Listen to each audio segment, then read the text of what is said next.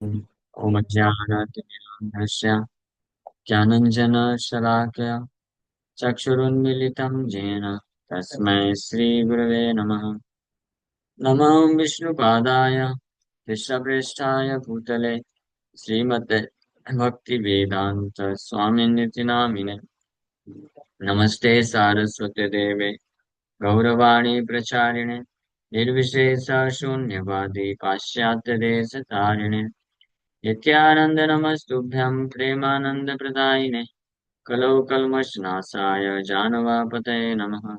नमो महावदन्याय कृष्ण प्रेम प्रदायते कृष्णाय कृष्ण चैतन्य नामने गौरतुसे नमः। जय श्री कृष्ण चैतन्य प्रभु नित्यानंद श्री अद्वैत गदाधर श्रीवासादि गौर भक्त वृंदा। हरे कृष्णा कृष्णा कृष्णा हरे हरे हरे राम राम राम हरे हरे। ओ 170 किलोमीटर। ठीक है, देखते हैं। तो आप सभी भक्तों का हार्दिक स्वागत है आज के भगवद गीता के चर्चा में। तो हम लोग पूरा वापस से खोलना पड़ेगा डेटाबेस। हाँ। सो कल हम लोग डिस्कस किए Bhagavad Gita chapter 1 and verse number I think 30 ना। हाँ, 30। I am now unable to stand any longer. I am forgetting myself and my mind is reeling. I see only causes of misfortune of Krishna, killer of the Kesi demon. न च शक्नोमि अवस्थातुं रमतीव च मे मनः निमित्तानि च पश्यामि विपरीतानि केशव। हे केशव, मैं यहाँ पे अभी खड़े रहने के आ, आ, योग्य भी महसूस नहीं कर रहा हूँ। मैं तो खड़े भी नहीं रह सकता हूँ। कहाँ पे? युद्ध क्षेत्र में मुझे इतना ज्यादा प्रेशर आ रहा है। कौन सा? Mental pressure. इतना मेंटल प्रेशर अर्जुन महसूस कर रहा था कि उसके आंखों से शरीर से पसीने निकल रहे, आंख से आंसू निकल रहे हैं और पूरा शरीर कांप रहा था। और मन का स्थिति कैसा है? मन तो भ्रमती व चमे मना। भ्रमती मतलब अ, जो है भ्रमति, forgetting as if who is he. भूल जा रहा है अपने आप को, समझ में नहीं आ रहा कि मैं हूँ कौन, मैं कहाँ पे हूँ, क्या कर रहा हूँ। Mind is railing. रीलिंग मतलब क्या होता है? पूरी तरीके से घूम रहा है, चक्कर खा के जैसे घूमता है। चक्कर, जब किसी को चक्कर जैसा लगता है, पूरा ऐसे घूमता है, तो उस तरीके से अर्जुन को महसूस हो रहा है। क्यों? Because he was thinking about the result. Result के बारे में सोच सोच करके उसको ऐसा महसूस हो रहा है। रिजल्ट क्या सोच रहा है?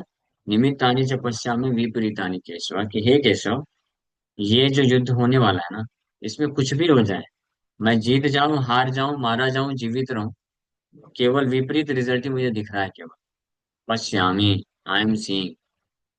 निमित्तानि, निमित्तानि means causes. Everything here in this battlefield, इस युद्ध क्षेत्र में जो भी होगा या जो भी मैं करूंगा, वो सब क्या बन जाएगा? It will become cause of विपरीत रिजल्ट, अपोजिट रिजल्ट। सब कारण बन जाएगा किसका? गलत परिणाम का, अपोजिट रिजल्ट का। और क्या अपोजिट रिजल्ट? वो अब अर्जुन का जो देहात बुद्धि कारण जो सोच रहा है, खुद का सेल्फ हैप्पीनेस, सेल्फ सेटिस्फैक्शन, वो नहीं मिलेगा। खुद का संतुष्टि, खुद का जो सुख है, नहीं मिल पाएगा। वो सुख का कैलकुलेशन क्या है अर्जुन का? ये इन मटेरियल टर्म्स, भौतिक रूप में जो अर्जुन जो सुख प्राप्त करने के बारे में विचार कर रहा है, वो उसको नहीं मिल पाएगा। सो इससे ये लेसन मिलता है कि इस भौतिक जगत में रहते हुए कोई भी व्यक्ति कुछ भी कार्य करता है, तो अगर वो देहात बुद्धि में अपने आप को शरीर समझ के कार्य कर रहा है, तो मैं शरीर हूँ, और अगर उसका डिजायर है सेल्फ ग्रेटिफिकेशन, मतलब वो मटेरियल हैप्पीनेस, भौतिक सुख प्राप्त करने की अगर उसकी इच्छा है, तो all is attempt will become the cause of opposite result. उसके सारे जितने भी प्रयास होने वाले हैं वो कारण बन जाएंगे विपरीत परिणाम के। विपरीत परिणाम क्या? कि वो जो चाहता है भौतिक सुख, परमानेंट, इटर्नल मटेरियल हैप्पीनेस, वो पॉसिबल नहीं हो पाएगा, प्राप्त नहीं कर पाएगा। उसकी इच्छा के विपरीत सारी चीजें होने वाली हैं। हर कोई चाहता है ना कि हम जो भी कार्य करते हैं उसमें सक्सेस मिले, सफलता मिले। और सक्सेस, सफलता के द्वारा उस व्यक्ति चाहता है कि उसको इस संसार में कंफर्ट मिल जाए, नेम फेम मिल जाए, और इटरनल हमेशा के लिए उसकी पोजीशन बनी रहे। और अल्टीमेटली हमेशा वो जीवित रहना चाहता है, शरीर, स्वस्थ शरीर चाहता है, बुढ़ापा नहीं चाहता, मृत्यु नहीं चाहता। लेकिन इसके विपरीत कोई कुछ भी कर ले, ये कभी होने नहीं वाला है। सारे अटेम्प्ट फेल हो जाएंगे, उसको अल्टीमेटली बूढ़ा होना पड़ेगा, अल्टीमेटली उसको मृत्यु को प्राप्त करना पड़ेगा, और उसकी जो पोजीशन है उसको छोड़ना पड़ेगा। यूपीएससी में फर्स्ट रैंक का रिकॉर्ड होल्ड, पूरा Guinness book of world record में अगर उसका नाम आ जाता है कि 100% मार्क्स स्कोर किया सब में, प्रीलिम्स में, मेंस में, इंटरव्यू में, एक नंबर भी नहीं छूटा, Guinness book of world record बन जाएगा ना। तो फिर उसका रिटायरमेंट होगा कि नहीं होगा 60 साल के बाद? उसका क्यों होना चाहिए? उसने तो इतना अच्छा अटेम्प्ट किया है। हाँ, सिंपल है। तो विपरीत हो गया ना रिजल्ट। वो सोचा था मैं आईएएस ऑफिसर बनूंगा, बहुत बड़ा, मेरे को इतनी अच्छी पोजीशन मिलेगी, सब लोग मुझे सल्यूट करेंगे, है ना। और कभी ये नहीं सोचा था कि मुझे इसको छोड़ना भी है, लेकिन छोड़ना ही पड़ेगा। तो विपरीत हो गया रिजल्ट इस प्रकार से। जो व्यक्ति जैसे जैसे हम लोग हैं या मैं हूँ, तो मैं जिम में, एक्सरसाइज में, ये सब नहीं जाता, तो मैं तो धीरे धीरे बूढ़ा हो जाऊँ, फिर धीरे धीरे मेरा मृत्यु हो जाएगा। लेकिन जो व्यक्ति है, जो जिम जाता है, एक्सरसाइज करता है, तो उसको तो बूढ़ा नहीं होना चाहिए ना। उसको वो क्यों बूढ़ा होगा? वो तो इतना सारा अटेम्प्ट कर रहा है अपने आप को बिल्कुल हेल्दी रखने के लिए, पूरा पैक्स बना रहा है, सिक्स पैक्स गट्स बना रहा है। तो उसको भी होगा क्या? तो विपरीत हो गया ना रिजल्ट। हाँ, समझ रहे हैं? तो इस प्रकार से, ये तो मैंने एक दो एग्जाम्पल बताया, इस प्रकार से कोई भी आप मटेरियल वर्ल्ड में, भौतिक जगत में, कोई भी आप जो चीज चाहते हैं, कोई भी वस्तु है, व्यक्ति है, कोई भी सुख प्राप्त करना चाहते हैं, कोई भी संतुष्टि प्राप्त करना चाहते हैं, सबका अल्टीमेट रिजल्ट यही है। चाहे उसको प्राप्त करने के लिए आप बेस्ट इंडेवर दो, या नॉर्मल इंडेवर दो, या नो इंडेवर, तीनों का एंड रिजल्ट क्या है? सेम ही है। क्वेश्चन है। अरे हम बाद में पूछे क्वेश्चन, लेकिन ये समझ पा रहे हैं ना? जैसे शरीर का एंड रिजल्ट है मृत्यु, जो शरीर को जो पालन पोषण करता है, उसका भी मृत्यु होगा। जो पालन पोषण की जगह जो इतना ज्यादा शरीर की डिमांड पूरी करता है, इतना कॉन्शियस है, डाइट प्लान करता है, सब कुछ करता है, उसका भी मृत्यु होगा। और जब बिल्कुल कुछ नहीं करता है, निग्लेक्ट कर देता है, उसका भी मृत्यु होगा। What is the big deal? Difference क्या है फिर? प्रैक्टिकली देखा जाए, आप कोई बोलेगा, मुझे मालूम है, इसमें बोलेगा इसका मतलब क्या, हम शरीर का देखभाल करना बंद कर दें? नहीं देखभाल करेंगे तो फिर दूसरे दिन ही मर जाएंगे। अगर हम अच्छे से खिलाएंगे पिलाएंगे नहीं, अच्छे से डाइट प्लान नहीं करेंगे, दवाई नहीं रखेंगे, है ना, तो फिर कुछ समय में ही मर जाएंगे। और अच्छे से टेक केयर करके जीवन यापन करेंगे तो लंबे समय तक जिएंगे। तो अंतर हुआ ना? नहीं, कोई अंतर नहीं है। नहीं है, क्या अंतर है? हाँ, एक चीज का अंतर है कि जो व्यक्ति नेग्लेक्ट करके जीता है, जल्दी मर जाएगा, तो पाप कम करेगा। समझ रहे हैं? मेरा दूसरा दूसरा अंतर भी है। नहीं, दूसरा अंतर भी नहीं है। तो आप अगर आपके हेल्थ का ध्यान नहीं रखेंगे, तो आप जितना कनेक्ट कर रहे हैं उतना कनेक्ट नहीं होगा। आप ज्यादा दिन जब चलेंगे तो ज्यादा जन को कनेक्ट करेंगे। नहीं नहीं, अभी कृष्ण भक्ति की बात नहीं कर रहे हाँ, हैं, ये तो कृष्ण भक्ति को बीच में ला दी, वो अलग चीज है। कृष्ण की सेवा के लिए जो सेवा में नियोजित व्यक्ति है, वो टेक केयर कर सकते हैं। हम भौतिकवादी व्यक्तियों की बात कर रहे हैं जो देहात बुद्धि में है। तो उनके लिए कोई कोई मतलब नहीं है। मतलब आप, कोई भी भौतिकवादी व्यक्ति जो कृष्ण का भक्त नहीं है, वो जीवन यापन कर रहा है, तो वो आज मर जाए या कल मर जाए, 10 साल बाद मरे, 100 साल बाद मरे, कोई फर्क नहीं है। बल्कि उल्टा जल्दी मरेगा तो ज्यादा अच्छा है, क्योंकि पाप कम होगा। और आपको एक स्टोरी सुनाते हैं। जो है गुरुजी अपने चेले के साथ चल रहे थे रास्ते में, तो सामने से एक राजकुमार आया। तो राजकुमार प्रणाम किया, तो गुरुजी ने आशीर्वाद दिया कि आप जो है कभी मत मारो, ये आशीर्वाद।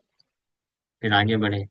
फिर सामने से एक ब्रह्मचारी आया, उसको आशीर्वाद दिया तुम जल्दी मर जाओ।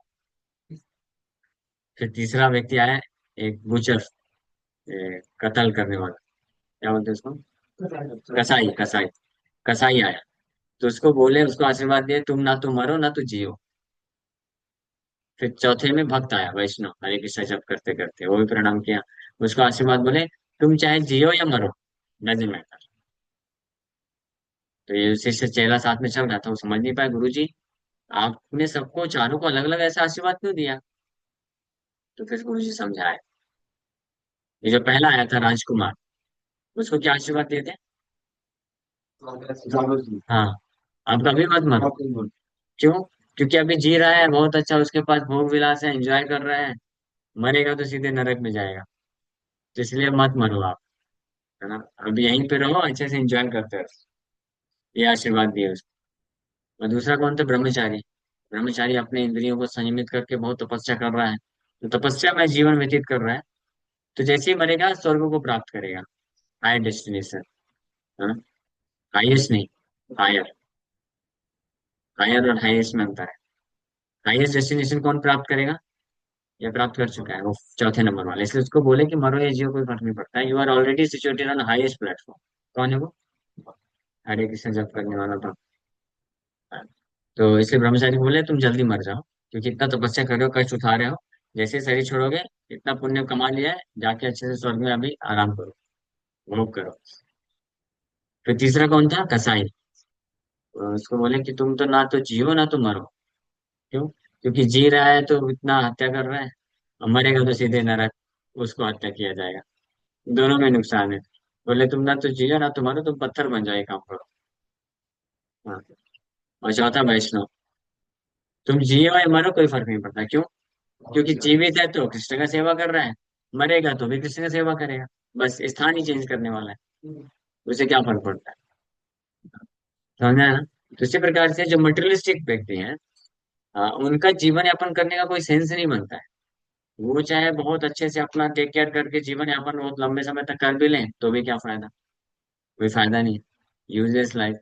क्योंकि एनिमलिस्टिक तरीके से, जानवर की तरह से जीवन यापन कर रहे हैं, केवल कष्ट भोग रहे हैं, है ना, just to maintain the body. ये शरीर को मेंटेन करके रखने के लिए बस इतना व्यक्ति संघर्ष कर रहा है। एंड रिजल्ट क्या है, मृत्यु। यानी अगर कोई थोड़ा सा बुद्धि लगाकर सोचेगा ना, कि व्यक्ति कहाँ जा रहा है, मरने के लिए जा रहा है संघर्ष करते हुए, तो इतना संघर्ष क्यों कर रहा है मरने के लिए। वो संघर्ष छोड़ दो, जस्ट बिंदास रहो। कुछ ही समय में मृत्यु हो जाएगा, तो संघर्ष कम करना पड़ेगा ना। ये पॉइंट तो आप समझ पा रहे हैं। ठीक है। यानी कोई भक्त अगर नहीं है ना, तो उसका जीवन यूजलेस है। इसलिए भागवत में सुखदेव गोस्वामी बताते हैं, मंडनम लोक रंजनम, such a person who is not a devotee, he is like a dead body, decorated dead body। ऐसा व्यक्ति जो भगवान का भक्त नहीं है, तो वो उसके जैसा है कि डेड बॉडी है, बट डेकोरेशन है बहुत सारा। मेरे पास बीटेक है, एमटेक है, पीएचडी होल्डर हूँ, मेरे पास इतना सारा साम्राज्य है, बिजनेस है, मेरे इतना बड़ा फैमिली है, मेरे बच्चे हैं, पोते हैं, उनके सब है। तो ये क्या है, ये सब मंडनम लोकरंजनम, ये बस decoration of the dead body. उससे क्या फर्क पड़ता है। डेड बॉडी को आप सोने का हार पहनाओ, डायमंड रिंग पहना दो, कोई फर्क पड़ेगा, कोई फर्क नहीं पड़ेगा। इसलिए भागवत में तो स्पष्ट बोल दिया गया है। सुखदेव गोस्वामी तो यहाँ तक बोल देते हैं कि ऐसा व्यक्ति क्यों फालतू जी रहा है, क्यों फालतू पृथ्वी के ऊपर भार बढ़ा जो है बढ़ा रहा है। और कोई बोले हाँ ये, कि ऐसा व्यक्ति जो है जीते हुए भी मरा हुआ है, तो कोई ऑब्जेक्शन करेगा, नहीं नहीं आप कैसे बोल सकते, डेड बॉडी है, देखते नहीं वो सांस लेता है ना। तो शिवदेव गोस्वामी बोलते हैं तो वस्त्रा किम न शोषंती। वस्त्रा मतलब जो लुहार होता है, उनके पास एक मशीन होती है। हाँ, जो सांस लेता है। तो वो किम न शोषंती, वो सांस नहीं लेता क्या? कोई बोलेगा कि वो इतने लंबे समय तक जी रहा है। तो तरवो किम न जीवंती। तरवो मतलब वृक्ष। क्या वृक्ष नहीं जीते हैं? किसी को लगता है मैं 90 साल तक जिया, मैं 100 साल का जी हो गया, 100 साल में भी मैं दौड़ सकता हूँ। हाँ, 100 साल में भी मैं अच्छे से। ऐसे कितने सारे वृक्ष हैं जो हजारों हजारों साल जीते हैं। What is the use? तो सूर्य गोस्वामी फिर वहां पे एक पॉइंट बहुत इंपॉर्टेंट बोलते हैं कि moments life in full Krishna consciousness is far better than thousands of years of life without Krishna consciousness.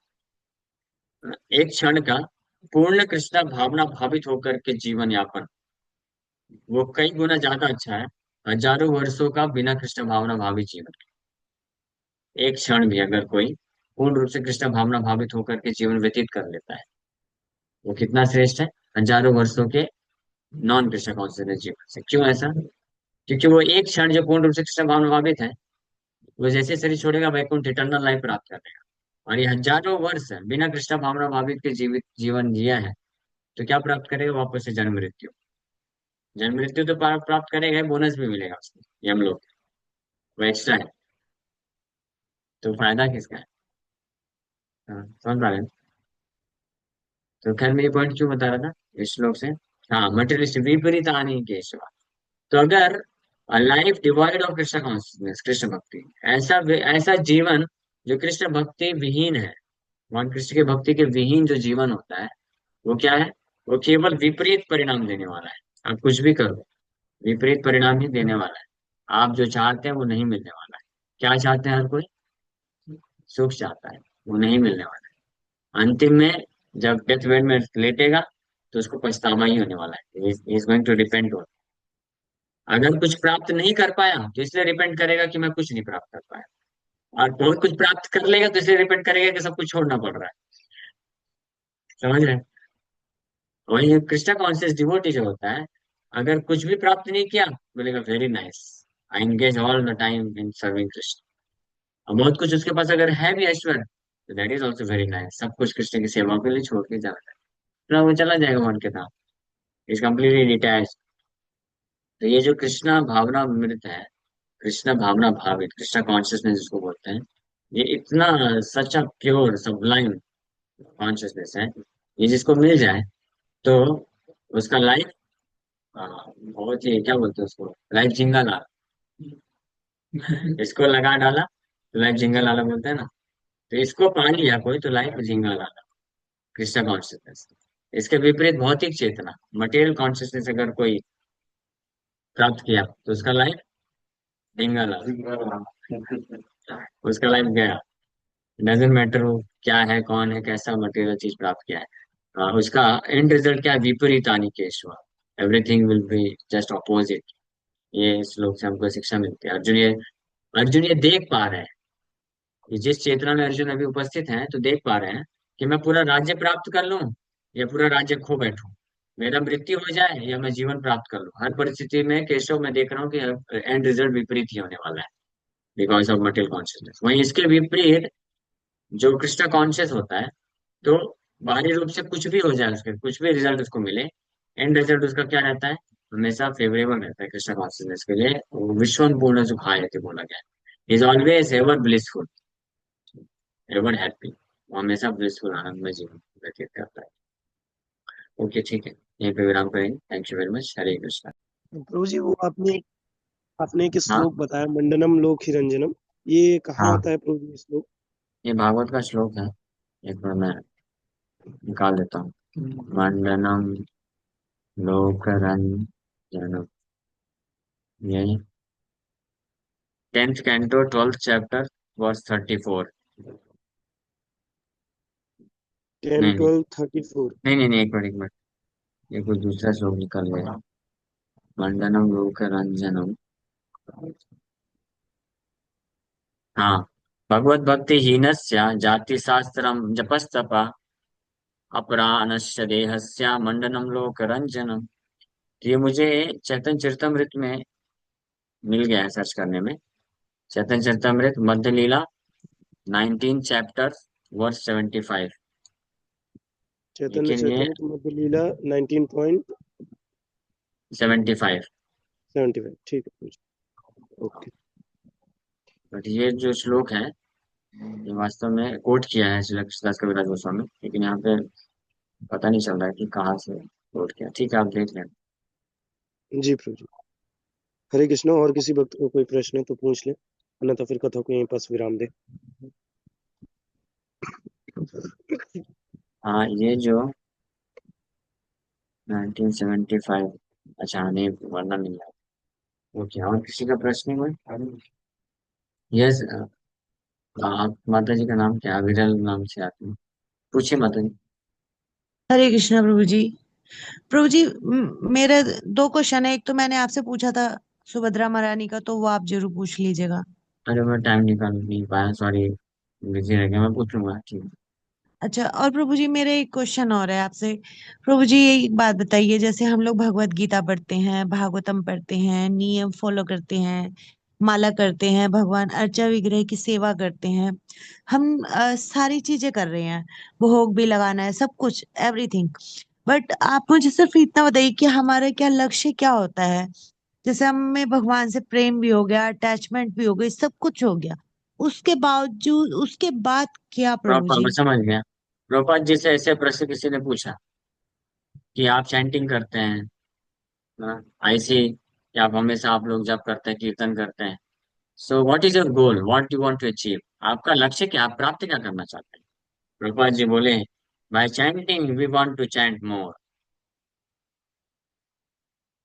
तो भगवान कृष्ण की सेवा में, हाँ, लक्ष्य, वैष्णव का लक्ष्य की बात कर रहे हैं। जो वैष्णव होते हैं उनका लक्ष्य क्या होता है? भगवान को भोग लगा रहे हैं ना, तो हम भगवान को भोग लगाना चाहते हैं हमेशा। भगवान का नाम जप कर रहे हैं, भगवान का और नाम जप करना चाहते हैं, यानी मोर एंड मोर कृष्णा। और ज्यादा से ज्यादा कृष्णा का ही सेवा करना चाहते हैं। We don't want anything in return. हमको कुछ चाहिए नहीं कि भगवान को भोग लगा करके हमको कुछ प्रसाद मिलना चाहिए, या भगवान का नाम जप करके हमको कुछ और, कुछ लाभ चाहिए, मुक्ति चाहिए, या वैकुंठ में चाहिए, भगवान का पार्षद बनना है, या भगवान का कथा करके प्रचार करके कुछ फॉलोवर चाहिए, धन चाहिए, डोनेशन चाहिए। नहीं नहीं, ये सब चीजें देखिए, जो जरूरत है कृष्ण की सेवा के लिए वो कृष्ण का हेडेक है ना। अपना हेडेक क्या है? हम तो सेवक हैं। हम देखिए, हम यशोदा मैया नहीं। यशोदा मैया हेडेक लेते हैं कृष्ण की सेवा के लिए, पालन पोषण के लिए जो जरूरत है तो मुझे एकत्रित करना है। तो उस लेवल के कोई भक्त होते हैं, इस्कॉन में भी हुए हैं, आचार्यगण होते हैं, तो वो उस लेवल का टेंशन लेते हैं। लेकिन हमको अभी सबसे पहले हमको दास बनना चाहिए।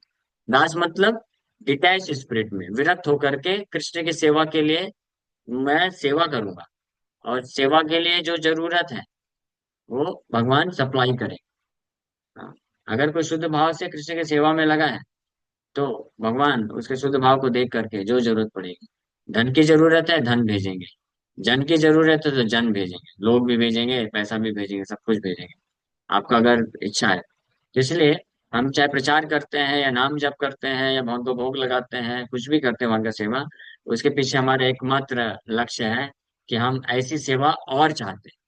अभी जितना कर रहे हैं उसका 10 गुना चाहते हैं, उससे फिर 100 गुना चाहते हैं, 1000 गुना चाहते हैं। ये हमारा लक्ष्य है। ठीक है, क्लियर है? हरे कृष्णा प्रभु जी। प्रभु जी मैंने ये मतलब एक बताया कि हम जब भगवान से प्रेम करते हैं और हमारा भगवान से प्रेम हो जाता है, तो जैसे हम शुद्ध नाम लेते हैं निरपराध हो करके, तो स्वाभाविक रूप से हमें भगवान का प्रेम मिलता है। लेकिन उसके बाद भी पता नहीं स्नेह, उसके बाद भी कुछ है प्रभु जी, उसके ऊपर भी हाँ, कुछ तो ऐसा मिक्स है। मतलब। अभी अभी जो हमारा कृष्ण के प्रति, यह निश्चित रूप में कुछ ना कुछ भाव या प्रेम तो है, तभी आप सब लोग नाम जप कर रहे हैं, कृष्ण की सेवा में लगे हैं। लेकिन अभी ये पूरी तरह से शुद्ध नहीं है, 100%। तो हम इस प्रोसेस को करते रहते हैं, तो ये धीरे धीरे 100% प्योर जो लव जिसको बोला जाता है कृष्ण के प्रति प्रेम, वो विकसित हो जाता है कालांतर में। ठीक है। फिर बाकी प्रेम की जो अलग अलग स्टेजेस होती हैं, राग, अनुराग, प्रणय, हाँ मान, भाव, हाँ जी। महाभाव, ये 9 स्टेजेस होती है, ये भक्त रस में वर्णन है। तो ये आप ऑटोमेटिकली इस स्टेजेस को हम फिर क्रॉस करते हैं, आगे बढ़ते हैं। जी Prabhu ji. Hare Krishna, thank you very thank much.